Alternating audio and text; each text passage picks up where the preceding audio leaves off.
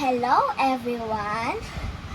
My name is Kristen Juliet D. Dimakulangan, and today I am going to identify the parts of Microsoft Word. Thank you! This is the title bar. This is the menu bar. This is a toolbar or ribbon. This is the ruler. This is the file bar.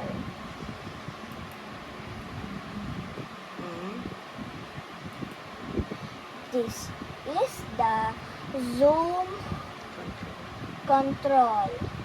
You can zoom in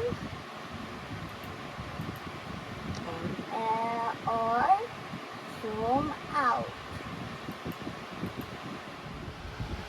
This is the status bar, and of course the last one, for the health bar, you're just gonna click F1 and it will appear like this.